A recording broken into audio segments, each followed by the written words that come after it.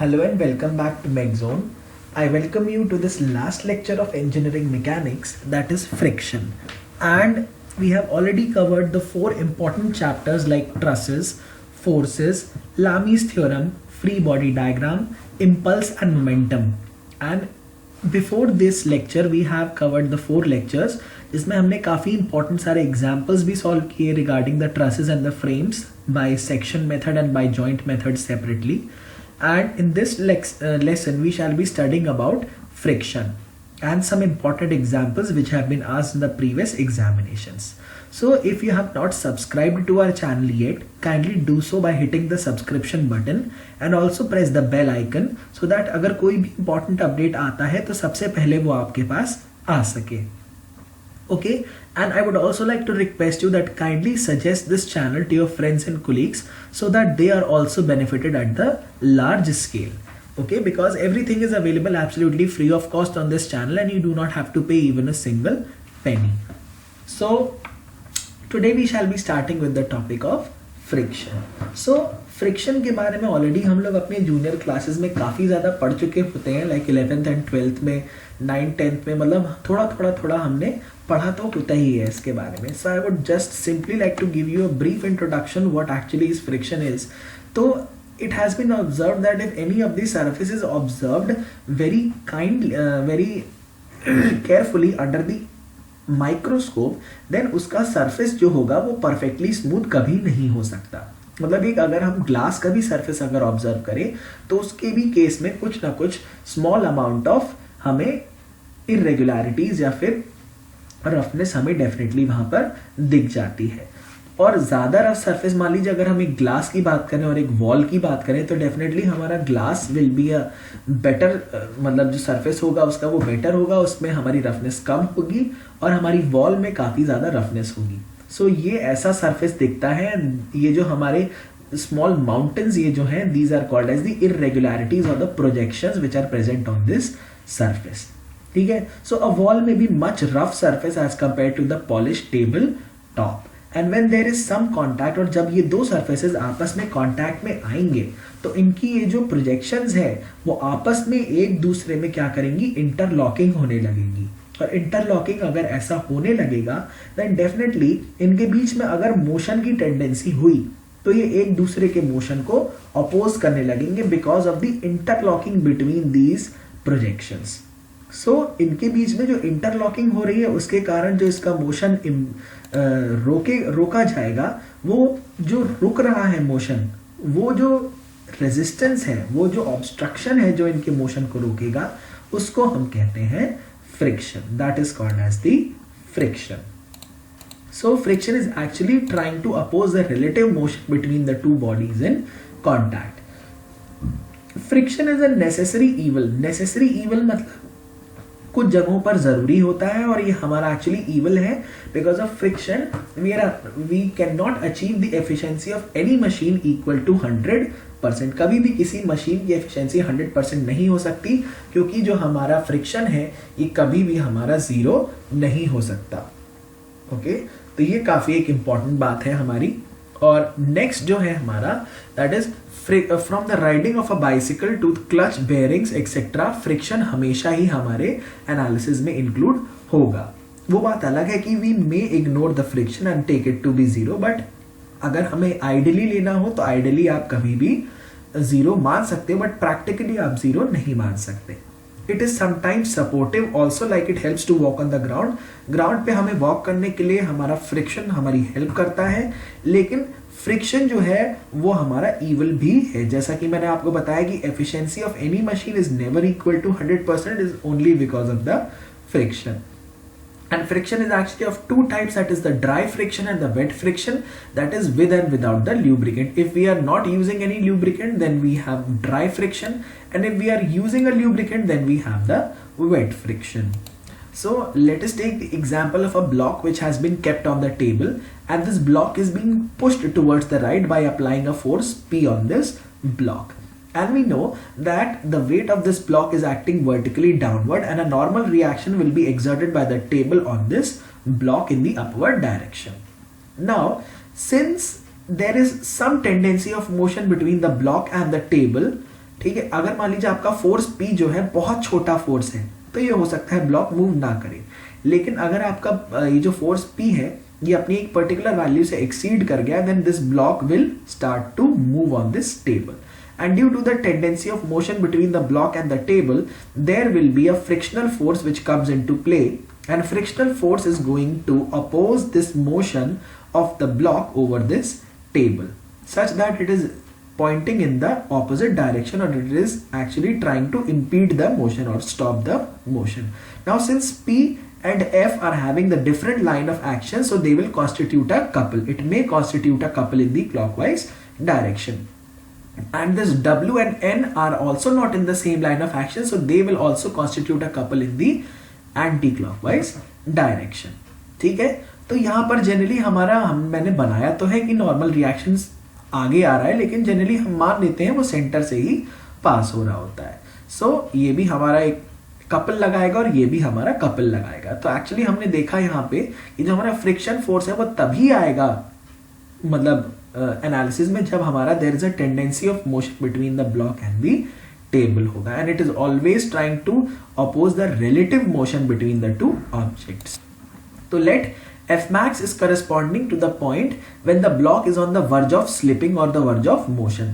तो मान लीजिए F max हमारा वो पॉइंट है जब हमारा जो ब्लॉक है वो अबाउट टू मूव करने लगेगा, अबाउट टू स्लिप करने लगेगा.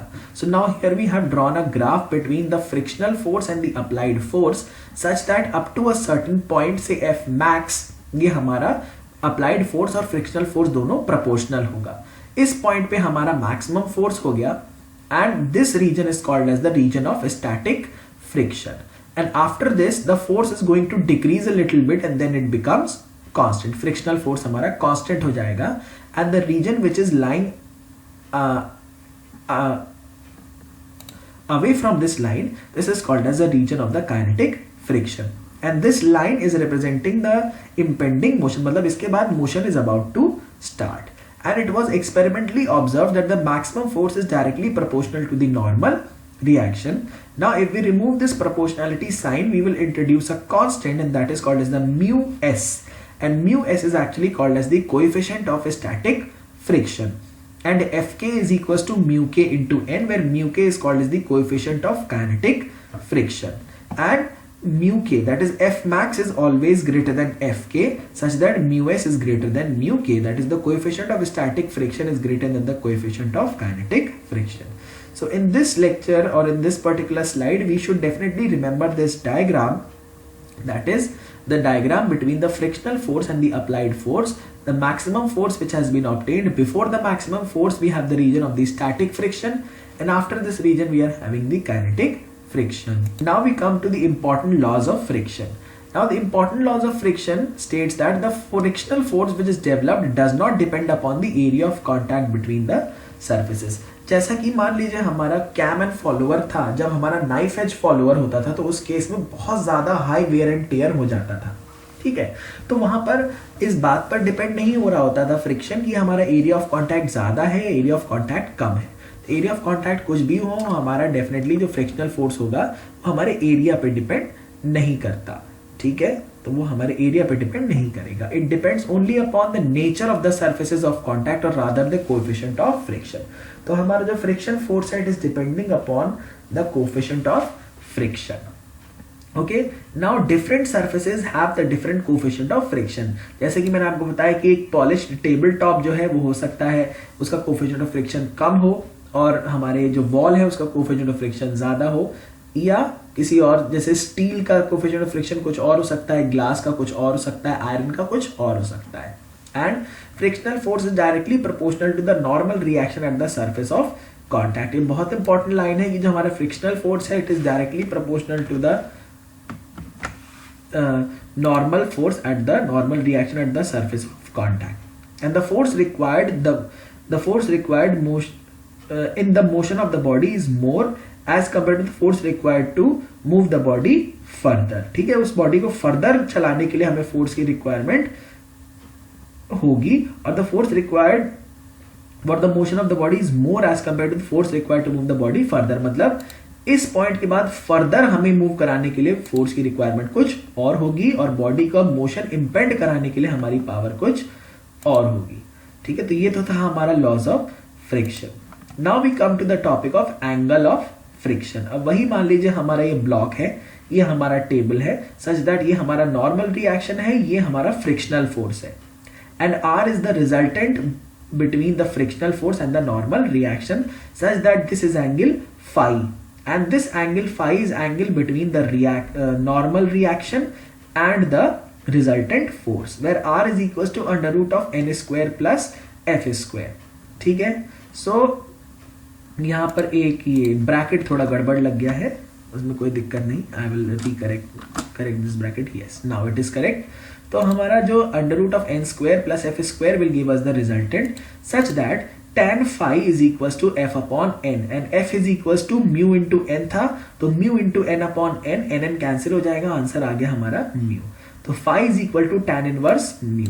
So this angle phi is called as the angle of friction। ठीक है, यही हमारा एंगल phi हमने क्या बोला, this is called as the angle of friction.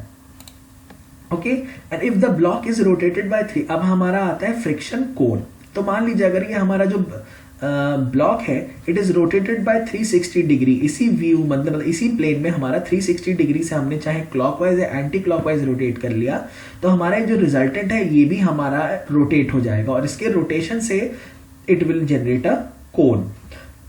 ठीक है, और इसी कोन को हम क्या कहते हैं, the cone which is generated by the rotation of this R और the resultant, this is called as the friction cone. और फ्रिक्शन कोन एक हमारा स्टैटिक फ्रिक्शन के करस्पॉन्डिंग होगा, एक हमारा काइनेटिक फ्रिक्शन के करस्पॉन्डिंग होगा। और हमें ये बात याद रखनी है कि mu s is greater than mu k, and therefore friction angle corresponding to the static friction is greater than the friction angle corresponding to the kinetic friction. तो ये हमारे इंपॉर्टेंट पॉइंट्स है पर्टिकुलर इस स्लाइड में। तो corresponding to mu k we get the kinetic cone of friction, and corresponding to mu s we get the static cone of friction। And there is one note point, for static bodies in equilibrium the resultant of force of body always lie within the cone, हमेशा वो within the cone he lie करेगा, where for the static body on the verge of motion the resultant force lies on the surface of the cone। तो verge of motion के लिए हमारा resultant will lie on the surface, whereas static के cases में वो कोन के inside he रहेगा। तो ये भी क्वेश्चन हो सकता है पूछा जाए, आपको कोन के इनसाइड अगर दे दिया गया तो पूछेगा the body is in motion, the body is, या चार ऑप्शन हो सकते हैं, moving with a constant velocity, moving with a variable velocity, moving with jerks, या एक हो सकता है body is static. So correct answer would be body will be a static one. Now we come to the topic of angle of repose.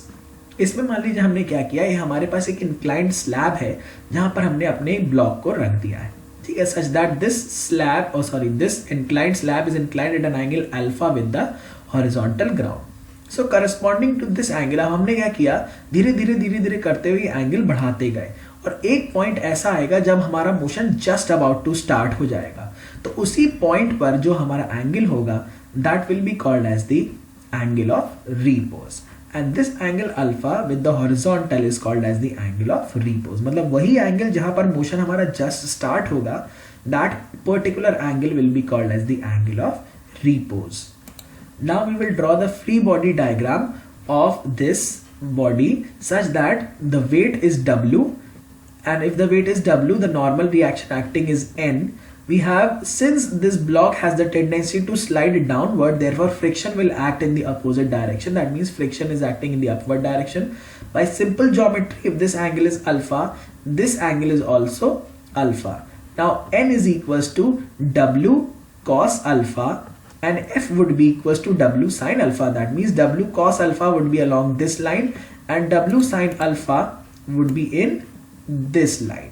ये हो जाएगा हमारा W sin alpha. ठीक है, ये हो जाएगा हमारा W cos alpha. So F is equal to mu N होता है, तो म्यू एन इज तो यहाँ पे इधर ले आए, mu N minus W sin alpha is equal to 0, and n क्या हो जाएगा हमारा, we will keep n as W cos alpha. So mu into W cos alpha is equal to W sin alpha, तो W cut गया, तो tan alpha is equal to mu, तो alpha is equal to tan phi, because mu is equal to tan phi। So alpha is equal to phi, where alpha is the angle of repose and phi is the angle of friction. तो ये important relation है जो हमें memorise करना है। Okay, now we will discuss an important numerical which has been asked in one of the examinations, and in this numerical we have to find out the force which is required to pull the block, and then we have to find out the force which is required to push the block. So let us consider the first case, that is for pulling the block. Now a force P is acting at an angle phi degree from the horizontal. Okay, so we will first draw the free body diagram. And in this free body diagram, we have the weight which is acting vertically down. Then we have the normal reaction N. The frictional force, since the motion is taking place in the rightward direction, the frictional force will be acting in the opposite, that is the leftward direction, and this is mu into N. Okay, so now we will take the equilibrium, that is summation of forces along the x direction is equals to 0, and the summation of forces along the y direction is equals to 0. So and the summation of forces along the vertical direction should also be 0. So W, that is the downward force, is equals to N plus P sin phi, because P cos phi will be in this direction and P sin phi will be acting upwards. Now this is we are getting from the equilibrium of forces along the vertical direction. And then we have P cos phi is equals to mu into N, because P cos phi will be acting in this right direction and mu into N is in left direction. So from here we come to know that R, that is the resultant force, sorry, this is not R, this is actually N. So N is equals to P cos phi upon mu, and the value of W, that is if we keep N is equals to P cos phi upon mu in the first equation, we will obtain W is equals to P upon mu cos phi. तो यहाँ पर जो हमने देखा हमारा N है, R नहीं था, ये N था, N is equals to P cos phi divided by mu, and W is equals to P cos phi upon mu plus P sin phi, मतलब N की वैल्यू हमने यहाँ से उठा के यहाँ पर पुट कर दी, तो हमारा जो minimum force required to pull the block आ गया, that is equals to W mu divided by cos phi plus mu sin phi. तो ये तो था हमारा the minimum force which is required to pull the block. Now second part जो हमारा for pushing the block, we will invert the direction of this force in the upward, मतलब इसको हमने अब पुशिंग के लिए कर दिया, और पुशिंग के लिए करने के बाद हमने सारे एनालिसिस सेम लगा दिए, और we will obtain the value as P is equals to mu W divided by cos phi plus mu sin phi. So the answer is coming out to be W mu divided by cos phi plus mu sin phi for pushing the block. Actually there is some error here, we will obtain the minus sign. ठीक है, ये हो जाएगा हमारा minus sign, यहाँ पे plus नहीं होगा. Now this is the correct answer, that is P cos, यहाँ भी हमारा minus हो जाएगा. So the minimum force which is required to push the block is coming out to be W into mu divided by cos phi minus mu sin phi. So अगर आप चाहें तो ये रिजल्ट्स को डायरेक्टली भी याद कर सकते हैं, वैसे तो मैं रिकमेंड नहीं करूंगा कि आप इन्हें डायरेक्टली याद करें. You can simply derive these equations in the examination by simply considering the equilibrium of forces along the horizontal and the vertical directions. Now let's come to the last example of this lecture, where we have a block such that this block is resting on a horizontal floor and a force P is being applied at a distance h from the ground. This block is having a mass of 100 kg and it is resting on the floor such that the coefficient of friction between the block and the floor is 0.4 units. So first we have to determine the magnitude of the force P which is required to push the block towards the left direction, and secondly we have to determine the value of h so that there is no tipping, or so that the block slips without any tipping. Okay, so let us go for the solution of this question. Okay, so in this particular question we see that P should be greater than or equals to mu into N. ठीक है, अगर इसको directly हमें push करना है तो P should be greater than और equals to mu into N, क्योंकि अगर P हमारा ग्रेटर हो जाएगा या इक्वल टू हो जाएगा तो उस कंडीशन में हमारा ब्लॉक जस्ट इस पे स्लिप करने लगेगा. So mu value has been given as 0.4 and N, that is the normal reaction, would be equal to the weight, that is M into G. M has been given as 100 kg and G की value हमें 9.81 Newton लेनी है. So this is giving us the answer as 392.4 Newton, and this is the minimum force which is required to slip this block on this rough floor. Now tipping condition simply means that हमारा जो block है, it will be raised in such a manner that it will make some angle with the horizontal. मतलब ये खाग ऐसे लुढ़कना नहीं चाहिए. क्या minimum height होनी चाहिए h की, ये हमारा लुढ़के नहीं. तो उसके लिए what we are doing is we are considering the moments. और moment क्या होगी? अब देखिए इस weight के कारण हमारी एक movement आएगा और इस P के कारण हमारा movement आएगा. तो इस P के कारण जो movement होगा that would be anti clockwise, and because of this W we are going to have a moment of this clockwise movement. So now to avoid the tipping condition, the moment generated by W should be greater than the moment generated by P. तभी तो हमारा ये tipping बचा पाएगा. अगर moment generated bye P ज्यादा बड़ी हो गई तो definitely it will be tipped. तो उसको बचाने के लिए the moment generated by W, that is W into 0.4, it should be greater than और equals to P into H. Now W into 0.4 हम कर देंगे और P की वैल्यू हम निकाल चुके हैं. तो H should be less than और इक्वल्स टू 1 मीटर. तो height should be less than और equals to 1 meter if we have to prevent the tipping of this block. So with this particular example we come to the end of this entire series of engineering mechanics, and I hope that you people have really enjoyed by studying at our channel MechZone, which is providing absolutely free of cost education to each and everyone across this globe with the aim of producing the largest repository for mechanical engineering on YouTube, जो कि कोई भी channel अभी तक provide नहीं करा पाया है.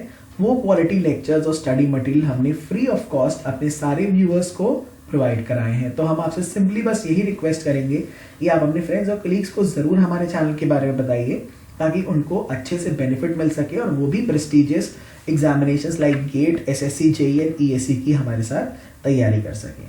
So thank you so much and thank you for your wonderful cooperation and your views and your love and the support that you have shown towards us, and we will definitely try to keep up the good name of this channel, and we will try to keep up all the study material up to date and all the lectures up to date. And thank you so much.